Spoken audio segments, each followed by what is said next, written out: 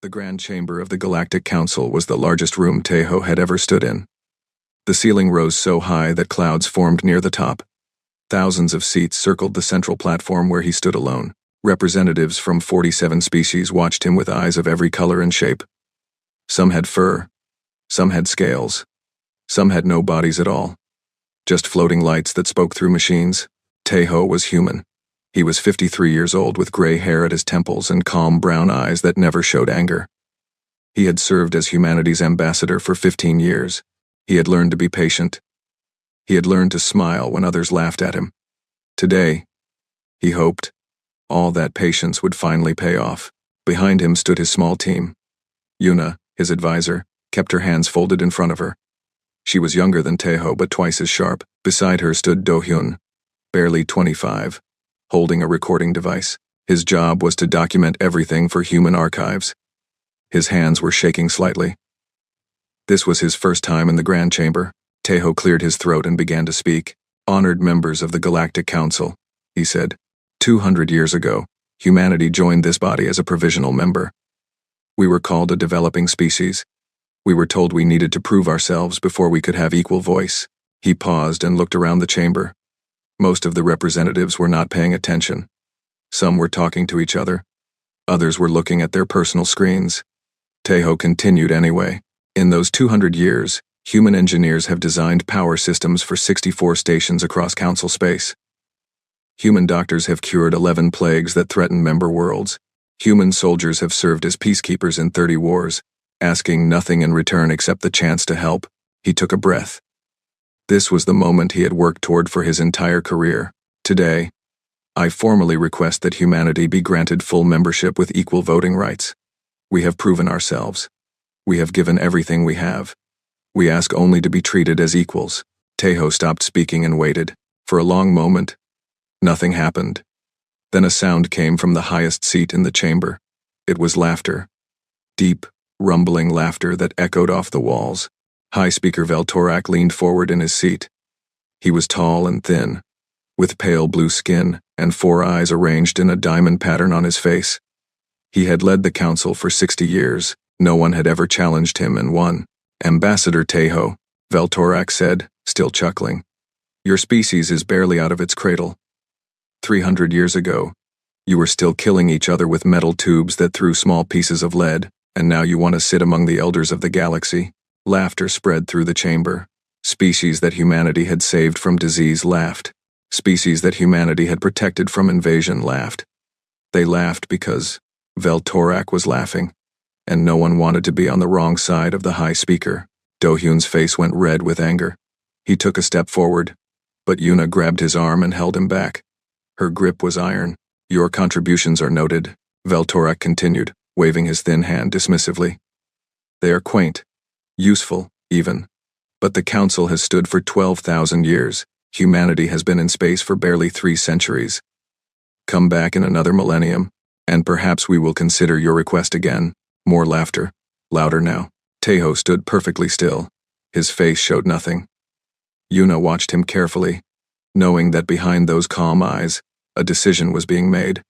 A decision that would change everything. "I call for a vote," Tejo said quietly. "As is my right under council law."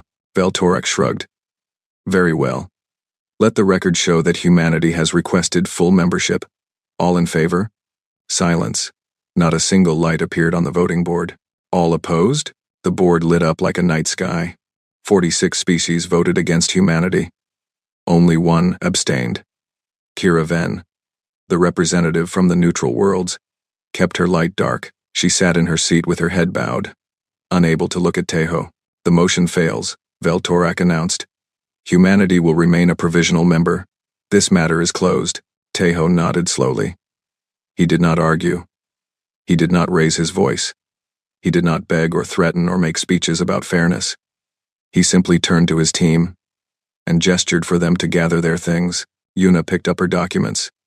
Do-hyun, his hands now steady with cold fury, stopped his recording.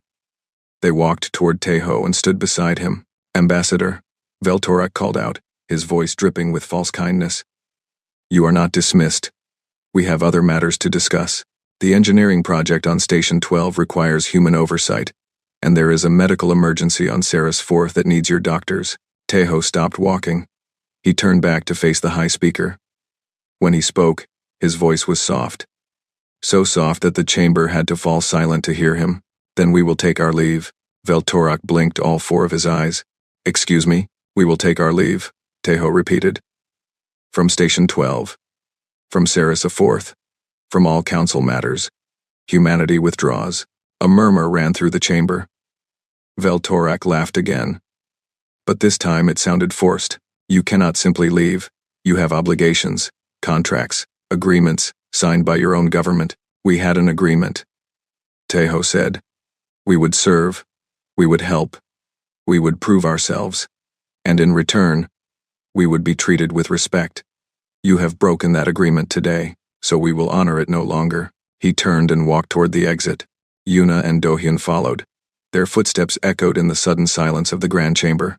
You will regret this, Veltorak called after them. The galaxy does not need humanity. We existed for thousands of years before you crawled out of your caves. We will exist for thousands more after you are forgotten. Tejo did not turn around. He did not respond. He simply walked through the great doors of the chamber and let them close behind him. Outside, in the cold hallway of Palak Station, Dohyun finally spoke. Sir, what just happened? What are we going to do? Tejo looked at his young officer. For the first time that day, he allowed himself a small, sad smile. We are going to do what humans have always done when we are not wanted, he said. We are going to leave. Quietly. Completely. And we are never going to come back. Yuna nodded. Her eyes were hard as stone. They think they do not need us, she said. They will learn. The three humans walked down the hallway toward the docking bay, where their ship waited. Behind them, the grand chamber buzzed with conversation. Already, the council was forgetting them. Already, they were moving on to other business. They had no idea what they had just done. They had no idea what was coming. The message went out at midnight, Earth Standard Time. It traveled through quantum channels to every human ship, station, colony, and outpost in council space. The message was short. It contained only 3 words. Come home now. Within 1 hour, every human in the galaxy knew what had happened. Within 2 hours, they began to move. Hana was chief engineer on Station 12 when the message arrived. She was 41 years old with short black hair and hands covered in small scars from years of working with machines. She had spent 8 years on this station, keeping its power systems running, fixing problems that alien engineers could not solve, and training local workers who never seemed to learn. She read the message 3 times. Then she put down her tools and walked to the main control room. Her alien supervisor, a large creature covered in brown fur, looked up from his desk. Engineer Hana, where are you going? The secondary reactor needs maintenance. I am leaving, Hana said simply. The supervisor laughed. Leaving? You cannot leave. We have contracts. Deadlines. The station administrator will never approve it. Hana pulled out her personal computer and showed him a document. This is my resignation. It is effective immediately. Under galactic labor law, you cannot force me to stay. The supervisor's laughter died. But the reactor? Only you know how to fix it. Yes, Hana agreed. Only I do. She walked out of the control room without looking back. Behind her, she heard the supervisor calling for security. She did not care. By the time they organized themselves, she would be on a ship, heading for human space. Across the galaxy, similar scenes played out thousands of times. On the medical world of Ceres 4th, human doctors packed their equipment and said goodbye to patients they had treated for years. When hospital administrators demanded they stay, they showed their resignations and walked away. On the trade stations of the Outer Ring, human merchants closed their shops and canceled their contracts. They sold nothing. They bought nothing. They simply left. On military bases throughout council space, human advisors deleted their personal files and handed over their access cards. They left behind manuals and training documents. But they took something more valuable. They took their experience, their knowledge, and their willingness to help. Minho oversaw the military withdrawal from his ship, the Quiet Dawn. He was 58 years old with a face like carved stone and eyes that had seen too many wars. He had trained alien soldiers for 20 years. He had led them into battle. He had watched them die. And through it all, He had believed that his sacrifice meant something. Now he knew better. "Sir, the council is demanding we stay," his communications officer reported. "They are threatening sanctions." "What sanctions?" Minho asked calmly.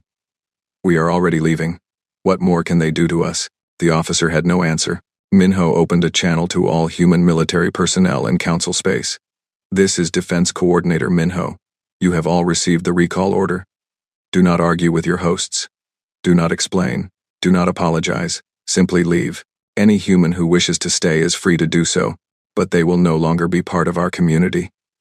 The time for helping those who do not want us has ended." He closed the channel and leaned back in his chair. Through the window, he could see alien ships scrambling to intercept human vessels. They were too slow. Humans had always been faster than they expected. Back on Palak Station, Tejo sent his final official message to the Galactic Council. He wrote it himself, choosing each word carefully. "To the honored members of the Galactic Council, humanity withdraws its services, trade agreements, and mutual defense obligations effective immediately. All human personnel will return to human space within 30 standard days. All human technology currently in use by council members will be transferred to local control. We will not disable or sabotage any systems. We simply will no longer maintain them. We wish the council prosperity and long life." He signed his name and sent the message. Then he began packing his office. Yuna entered without knocking. Her face was pale but determined. "The neutral world's representative wants to speak with you," she said. "Kira Ven." She abstained from the vote. Tejo paused. "What does she want?" "She wants to know what it would take for humanity to stay." Tejo thought for a long moment. Then he shook his head. "Tell her we wanted respect. Now we want nothing." Yuna nodded and left to deliver the message. The withdrawal continued for 29 days. It was orderly. It was peaceful. There was no violence. There were no angry crowds. Humans simply packed their belongings, said polite goodbyes, and left. The council watched with growing unease. They had expected threats. They had expected demands. They had expected humans to beg for another chance. Instead, they got silence. Veltorak addressed the council on the 30th day. "The human withdrawal is nearly complete," he announced. "Good riddance, I say. They were always too emotional, too unpredictable. The galaxy will run more smoothly without them." Some representatives nodded in agreement. Others looked uncertain. Mira Solis, the council's economic minister, stared at her data screen with worried eyes. The numbers she was seeing did not look good. "High Speaker," she said carefully, "perhaps we should discuss the economic impact of this withdrawal. Human trade represented a significant portion of our neutral commerce, and many of our systems rely on human engineering." "Rely is a strong word," Veltorak replied. "We used their services because they were cheap and available. We will find replacements. With respect, High Speaker, some of their medical formulas are patented. Some of their engineering solutions are unique. We may not be able to find replacements quickly." Veltorak waved his hand dismissively. "Then we will figure it out ourselves. We are the Galactic Council. We built empires when humans were still learning to make fire. We do not need them." The chamber fell silent. No one wanted to argue with the High Speaker. In the outer systems, the last human ships gathered at the border of human-controlled space. Thousands of vessels of every size formed a great convoy heading home. Tejo watched from the bridge of his diplomatic cruiser as they crossed into human territory. Do-hyun stood beside him. The young man had aged 10 years and 30 days. He had seen things that changed him forever. "Will we ever go back?" Do-hyun asked. Tejo did not answer immediately. He watched the stars for a long moment. Then he spoke. "Perhaps someday. When they understand what they have lost. When they are ready to treat us as equals. Not as servants. And if that day never comes," Tejo smiled his sad smile, "then we will build our own future. We have always been good at that." Behind them, the border closed. Human space went dark to council sensors. The great silence had begun. In the grand chamber, the council celebrated. They held feasts and gave speeches about their glorious independence from the troublesome humans. They congratulated themselves on finally being free. They did not know that the clock had started ticking. They did not know that everything they had built was about to fall apart. The humans had left quietly, and quiet, they would soon learn, was the most dangerous sound of all. The first sign of trouble came 6 weeks after the humans left. It started small, the way all disasters start. On Station 12, a warning light began blinking in the secondary reactor room. The alien technicians looked at it with confusion. They had never seen this particular light before. They checked their manuals, but the manuals only said to contact the human engineering team for assistance. There was no human engineering team anymore. They tried to fix the problem themselves. They pushed buttons. They adjusted settings. They did everything they could think of. The warning light kept blinking.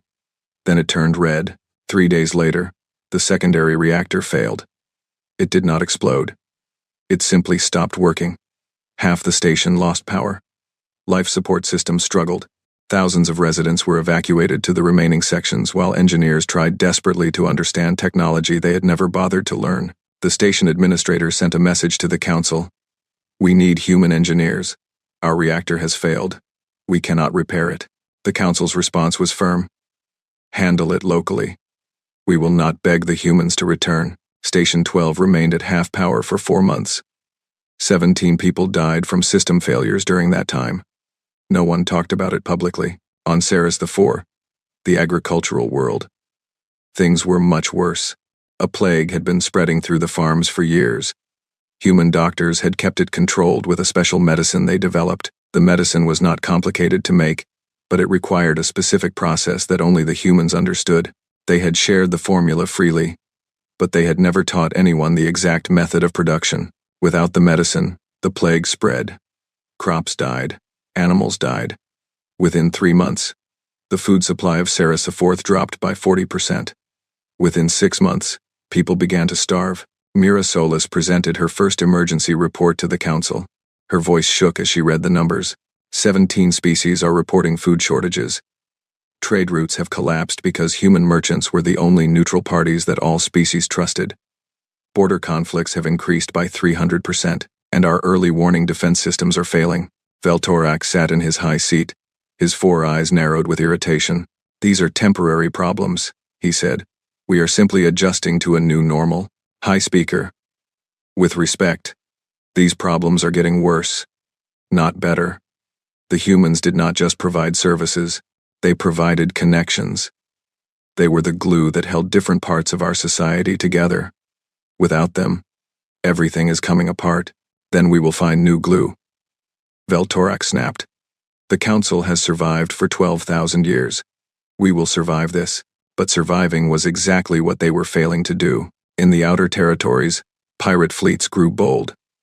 For decades, human peacekeepers had patrolled the dangerous regions between species territories. They had been neutral, respected by all sides, feared by none. Pirates avoided them because attacking a human ship meant bringing the entire human community down on your head. Now the humans were gone, and no one filled the gap. A pirate coalition formed in the lawless zones. They started with small raids on cargo ships. When no one stopped them, they grew bolder. They attacked larger ships. They captured stations. They demanded tribute from merchant vessels. The council sent its own fleet to stop them. But the fleet was slow and poorly coordinated. Different species refused to take orders from each other. Old rivalries surfaced. Ships that were supposed to work together ended up fighting each other instead of the pirates. The pirates won 3 major battles in a row. They captured an entire star system and declared it their own territory. Dax Oren, fleet commander of the Unified Armada, stood before the council with a bloody bandage on his arm. He had led the last battle himself and barely escaped with his life. "We cannot win this war," he said bluntly. "Our forces are divided. Our systems are failing. Half my ships cannot communicate with each other because the translation software was designed by humans and no one else knows how to maintain it. Then find someone who does." Veltorak ordered. "I have tried. There is no one." The humans designed systems that only humans understood, not because they were hiding anything, but because no one else cared enough to learn. The chamber fell silent. For the first time, representatives began to whisper among themselves. For the first time, doubt crept into their eyes. Mira Solis worked through the night, analyzing data that painted a terrifying picture. She traced every system that humans had touched, every service they had provided, every problem they had quietly solved without asking for thanks. The list was endless. Power systems, medical research, trade negotiations, peace agreements, translation services, navigation charts, communication protocols, food distribution, waste management, emergency response, education programs, scientific research. Humans had been everywhere, doing everything, asking for nothing except the chance to be helpful, and no one had noticed. No one had said thank you. No one had even seen them, until now. Mira requested a private meeting with Veltorak. She showed him her research. She showed him the projections. She showed him what would happen if nothing changed. Within 2 years, the council will collapse, she said. Not because of war, not because of invasion, but because the things that held us together are gone, and we have nothing to replace them with. Veltorak stared at the data for a long time. When he spoke, his voice was quiet. This cannot be right. They were just humans. A young species. A primitive species. They could not have been this important. They were not important, Mira said. That is exactly the problem. We treated them as unimportant. We used their help and gave them nothing in return. We laughed at them in public and depended on them in private, and when they finally asked for the one thing they wanted, we laughed again. So they left. We will make them come back, Veltorak said. We will offer them rewards. Contracts. Money. Mira shook her head. I do not think they will accept. They did not leave because they wanted more money. They left because we hurt them. And hurt is not something you can buy your way out of. Veltorak slammed his hand on the table. Then what do you suggest? I suggest we apologize. Publicly.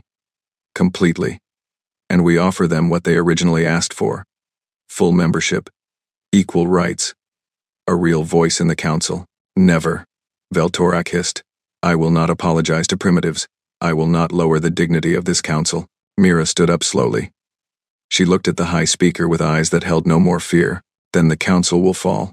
And when historians write about how the greatest civilization in the galaxy destroyed itself, they will write one sentence at the end. They will write, the humans tried to help. The council said no. She walked out of the room without waiting to be dismissed. Behind her, Veltorak sat alone in the darkness. Surrounded by data that showed his empire crumbling, he had been so sure of himself. So confident in his power. So certain that he did not need the quiet people who had given everything and asked for so little. Now he was watching everything fall apart. And somewhere in the darkness of human space, the lights were still on. The humans were not suffering. They were not struggling. They were not falling apart. They were waiting. 1 year after the humans walked away, the Galactic Council held an emergency session. It was not called an emergency session publicly. Officially, it was called a special review of current affairs. But everyone knew the truth. The galaxy was falling apart, and no one knew how to stop it. The Grand Chamber, once filled with laughter and pride, was now heavy with fear. Representatives sat in their seats with dark circles under their eyes. Many had not slept properly in months. Their worlds were burning, and they had no water to put out the flames. Veltorak stood at the center podium. He had aged 20 years in 12 months. His blue skin had faded to a sickly gray. His 4 eyes no longer sparkled with confidence. He looked like a man who had seen his own death coming and could not run fast enough. The situation is critical, he admitted. The pirate coalition has taken 7 star systems. Trade has collapsed by 60%. 32 member species are facing economic disaster. Food shortages affect half the council worlds, and our defense systems continue to fail. He paused. The chamber was completely silent. We have tried everything. We have hired new engineers. We have trained new doctors. We have built new ships. Nothing works. The systems the humans designed are too complex for us to maintain. The connections they built are too delicate for us to repair. Mira Sola stepped forward. She had been preparing for this moment for months. There is only one solution, she said. We must ask the humans to return. The chamber erupted in angry shouts. Representatives who had lost worlds to pirates demanded revenge instead of reconciliation. Representatives who had lost face by supporting the original vote against humanity refused to admit they were wrong. It took 10 minutes for order to be restored. I will not beg, Veltorak said firmly. But I will negotiate. Fleet Commander Dax Oren will lead a diplomatic mission to the human border. He will offer trade concessions, limited voting rights, anything reasonable to bring them back. Dax Oren stood at attention near the back of the chamber. He was a soldier, not a diplomat. But he understood why he had been chosen. He was one of the few council leaders who had always respected humans. He had fought beside them. He had seen their courage and their skill. If anyone could convince them to return, it was him. "I will do my best," Dax said simply, "but I make no promises. The humans are not stupid. They know exactly what they are worth now." 3 weeks later, Dax's fleet arrived at the border of human space. It was the largest diplomatic mission in council history. 50 ships, 2,000 crew members, enough gifts and promises to fill a small moon. But when they reached the border, they found only one human ship waiting for them. A small patrol vessel, barely bigger than a shuttle. It hung in space like a single star against the darkness. Dax opened a communication channel. "This is Fleet Commander Dax Oren of the Unified Armada. I come on behalf of the Galactic Council to request a meeting with human leadership." There was a long pause. Then a familiar face appeared on the screen. Minho, the defense coordinator who had recalled all human military forces 1 year ago.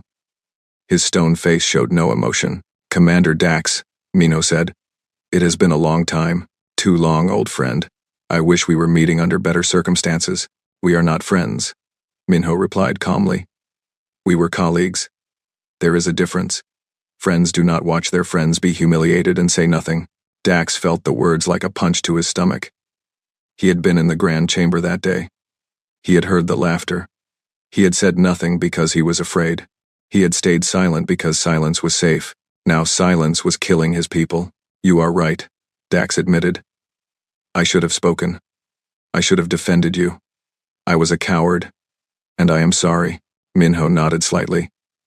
"Your apology is noted, but it changes nothing. What do you want?" "The Council wishes to negotiate your return. We are prepared to offer generous terms, trade agreements, technology sharing, even limited voting rights in the Council." "Limited," Minho repeated. "Interesting word choice. It is a starting point. Everything is negotiable." Minho was quiet for a moment. When he spoke again, his voice was even colder than before. "Commander, the Council had 200 years to negotiate with us. They chose to laugh instead.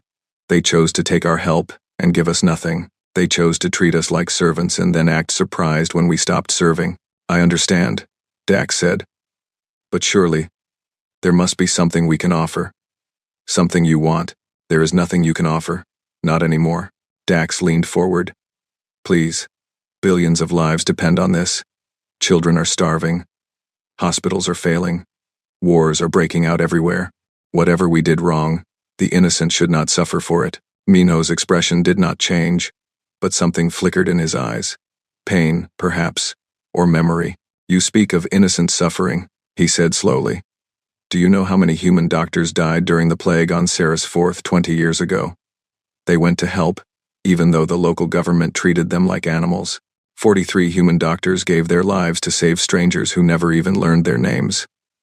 The Council did not even send condolences." 43, Tennel sent. Dax had no response. "Do you know how many human engineers died building Station 12? The station your Council celebrated as a triumph of galactic cooperation?" 67. They worked in dangerous conditions because alien contractors refused to share the safe jobs with primitives. The Council gave medals to the alien supervisors. The human names were not even mentioned. "I did not know," Dax whispered. "No one knew. Because no one cared to learn." Minho straightened in his chair. "Commander, I respect you.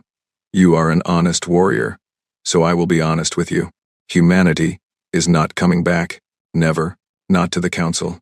We have built our own networks now. Our own alliances. Our own future. The neutral worlds have joined us. So have several species that left the Council after we did. We are growing stronger every day, while your Council grows weaker." Dax felt hope slipping away. "Is there nothing I can tell my leaders? No message at all?" Minho thought for a long moment. "Tell them this. Humanity does not hate the Council. We do not wish them destroyed. We simply no longer believe that helping them will make any difference. We gave everything for 200 years, and in return, we received nothing but contempt. We will not make that mistake again. And if the Council changes, if they truly become better, then perhaps, someday, We can have a different conversation. But change must come first. Real change. Not promises made in desperation and forgotten when the crisis passes. The council must become worthy of our help before we will give it again. The communication channel closed. Minho's ship turned and disappeared into the darkness of human space. Dax sat in silence for a long time. His officers watched him nervously, waiting for orders.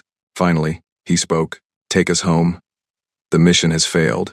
Sir, should we not try again, perhaps with different terms? There are no terms they will accept. They do not want our money. They do not want our power. They wanted only one thing, and we refused to give it. Now it is too late. What did they want, sir? Dax closed his eyes. Respect, he said softly. They wanted us to treat them as equals. That was all, and we could not bring ourselves to do it. The fleet turned around and began the long journey back to council space. Behind them, the human border remained dark and silent. The council had sent its best negotiator, its most trusted warrior, its most generous offers, and the humans had simply said no. Not with anger, not with threats, not with demands, just no. And that simple word was more devastating than any weapon could ever be. 5 years had passed since the humans walked away from the Grand Chamber. The galaxy was a very different place now. The Galactic Council, once a unified body of 47 species, had shattered into 3 separate factions. The largest faction called itself the Restoration Alliance, and was led by Mira Solis. They believed in reform, in change, in admitting their mistakes. They controlled 15 worlds and struggled every day just to keep their people fed. The second faction called itself the True Council. They believed nothing was wrong with the old ways. They blamed everyone except themselves for the collapse. They controlled 12 worlds and spent more time fighting internal power struggles than solving actual problems. The third faction had no name. They were simply the Lost Ones, species that had given up on politics entirely. They wandered between stars, looking for new homes, trying to forget the glory they had once known. Veltorak was no longer High Speaker. He had been removed from power 2 years after the human departure. When food riots broke out on Palax Prime itself, the representatives who had once laughed at his jokes now blamed him for everything. He was exiled to a small moon on the edge of council space, where he lived alone, surrounded by data screens that showed him how completely he had failed. No one visited him. No one sent messages. He had become what he had feared most. He had become unimportant. Meanwhile, humanity flourished. Tejo, the ambassador who had led his people out of the Grand Chamber 5 years ago, now served as the elected leader of the Human Coalition. It was a new government, built from scratch, designed to avoid the mistakes of the past. Every species in the coalition had equal voting rights. Every voice mattered. Every contribution was recognized. The coalition had grown beyond anyone's expectations. The neutral worlds, led by Kira Ven, had joined within the first year. They were followed by 7 species who had left the council after watching how humanity was treated. More were considering joining every day. Hana had become the chief engineer of the entire coalition. Her teams designed new power systems that were better than anything the council had ever built. More importantly, they taught everyone how the systems worked. No more secrets. No more knowledge hoarded by one group. Technology belonged to everyone. Minho led the coalition defense forces. They did not call themselves an army. They called themselves peacekeepers. Their job was not to conquer but to protect. They patrolled the borders, stopped pirates, and helped anyone who asked for help, even former council species, even those who had once laughed at them, because humans, it turned out, could not stop being helpful. It was simply who they were. Yuna had retired from diplomacy. At 73 years old, she spent her days teaching young people about history, about the mistakes of the past, about the importance of dignity and respect. Her classes were always full. On the 5th anniversary of the departure, she gave a speech at a coalition summit. Representatives from 20 species listened as she spoke. 5 years ago, she said, her voice still strong despite her age, we stood in the Grand Chamber of the Galactic Council and asked for one simple thing. We asked to be treated as equals. We asked for the respect we had earned through 2 centuries of service. She paused, looking out at the assembled faces. Humans sat beside aliens. Former enemies shared tables and meals. The room was proof that different species could work together without arrogance or contempt. They laughed at us. They told us to wait another 1,000 years. They told us we were nothing. Her voice grew quieter, but no one had trouble hearing her. We could have fought back. We could have destroyed their stations. We could have taken revenge for every insult, every injury, every ignored sacrifice. Some wanted us to do exactly that. She shook her head slowly. But we chose differently. We chose to walk away. Quietly, peacefully. We chose to build instead of destroy, to create instead of conquer, to prove our worth not through violence, but through success. She gestured at the room around her. Look at what we have built. 20 species working together in harmony. Trade routes that benefit everyone equally. Technology shared freely. Peace maintained through mutual respect, not through fear. Her eyes found Do-hyun in the crowd. He was 40 now, an ambassador himself, no longer the shaking young man who had witnessed the humiliation in the grand chamber. They thought our silence was weakness, Yuna said. They thought our patience was submission. They never understood that humans do not rage. We remember, and we build. The room erupted in applause. Not just from humans, but from every species present. After the speech, Do-hyun returned to his office. He had a stack of messages waiting for him. Trade proposals, alliance requests, science collaboration invitations. The coalition was busier than ever. One message stood out from the others.